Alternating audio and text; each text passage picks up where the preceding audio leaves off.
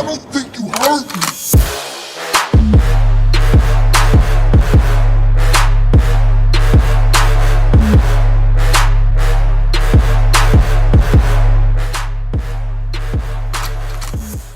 Yo, what's going on guys? Matrox Gaming here, and welcome to today's video where we'll be doing an in-depth character analysis of the original legendary Super Saiyan Broly. Now, despite how fickle fans seem to be about Broly, I personally really like this version of Broly. Is he better than the newer version from Dragon Ball Super? In my opinion, absolutely not. However, that doesn't mean that the original non-canon version of Broly from Dragon Ball Z isn't interesting to say the least. And in my opinion, he's also really misunderstood and isn't as one-dimensional as people think he is.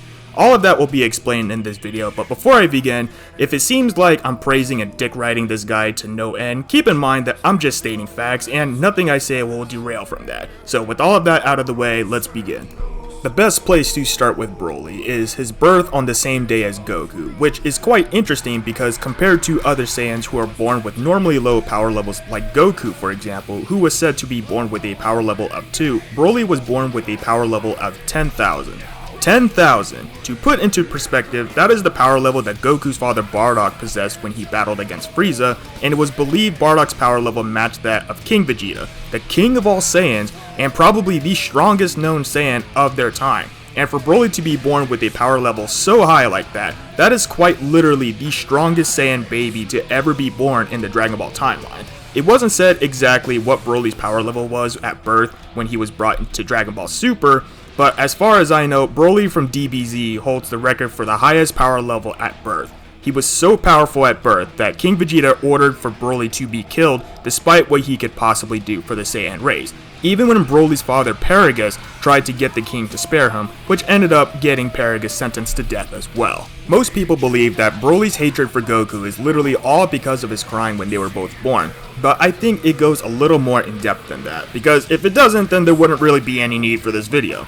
Because Broly was given the death penalty as a baby on the same day he was born, a nameless Saiyan comes in and literally stabs him in the stomach, very evidently mind you, and was thrown out like a trash dumpster baby along with his father who had also got the same penalty just for trying to defend him. And then they both witnessed the destruction of their home planet by Frieza.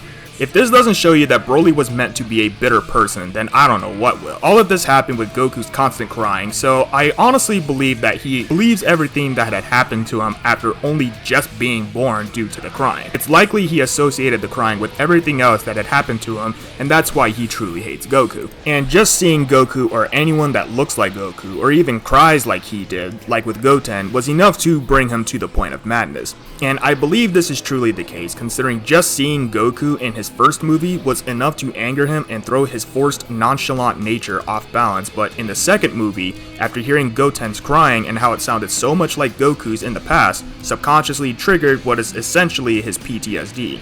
A lot of people who have tried to dissect Broly believe it's because he's mentally slow, and to me that just isn't the case. Broly has always been an introvert, and the only person he knew throughout his life was his father Paragus, who, mind you, also attempted to betray and leave Broly behind when the new planet Vegeta was facing destruction by a comet. Result? Broly crushed Paragus in a space pod and threw him at the comet itself. Just imagine the only person you've ever known throughout your entire life just suddenly betrayed you simply because they cannot control you and are a free man. It's literally the things Broly has been forced to deal with since his birth that turned him into the legit definition of a psychopath. Someone who has no sense of emotional connections with many people, if any people. Hell, Broly didn't seem to show any sort of emotional connection to his own father, but that could be due to him being fully aware of Paragus' true objective. And then there's also the fact that psychopaths have no remorse for what they do and are essentially fearless and at times reckless because of this. And this is the reason psychopaths can be seen as dangerous individuals in many aspects of the societies that they're surrounded with, which can be a good or a bad thing depending on the person. And with that, psychopaths aren't just born this way, they can be made to be this way as well if they experience something extremely traumatic, physically, mentally, emotionally, very early in their lives. I've even seen it happen socially. In Broly's case, it's getting stabbed as a baby simply for just being too powerful for the Saiyan's good, the destruction of his home planet, and the annoyance of Goku's crying that to him led to everything that ever happened in his entire life. Add on top of that Paragus created a device simply so he can control Broly against his will, forcing him to do his bidding whenever he wanted. And also add to that, as soon as Broly broke free of his control upon going legendary, Paragus decided to ditch him because he cannot control Broly anymore, who Paragus low-key also feared because of Broly's psychopathic nature, even amongst the other Saiyans. I think Broly really got the short end of the stick here, and became this way with all the things I listed on what can be factors in making someone into a psychopath. Some may argue he's a sociopath because he's raised to be that way, and while I'll say right now that I am no psychologist by any means, the difference between a sociopath and a psychopath is a matter of nature versus nurture, and Broly is evil to the core, pure evil as stated by Gohan in Broly's first movie, and it really shows in Broly's actions starting in that movie and the movies that follow. Alright guys, I'm gonna go on ahead and have to say it. Broly's story is a very tragic one, more so than any other Saiyan in history. A Saiyan who's been feared by the Saiyan King, by other Saiyans, and even his own father.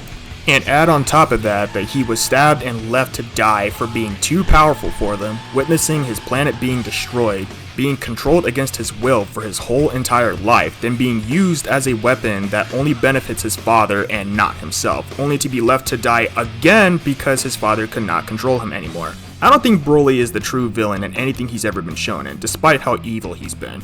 I think this is one of those possible cases where the villain could have been a better person if they had just been raised a bit better, despite Broly not really having any sort of redeeming qualities, at least from what we've seen from him. Remember, his mindset was developed due to everything that's happened to him when he was a newborn.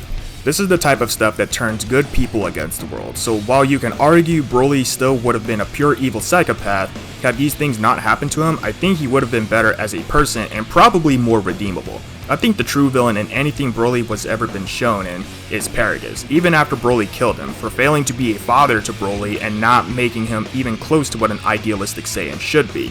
It stated Broly is pure evil even amongst other Saiyans, born with the strength and clout that would make most Saiyan fathers proud, according to Paragus, but there was very dark and violent, threatening tendencies to him that ultimately scared Paragus due to his trauma as a baby. But anyway, I think that's where I'm going to stop the video. Hopefully you guys enjoyed this video, and if you did, leave a like down below, comment what you think, and subscribe to the channel if you want to see more.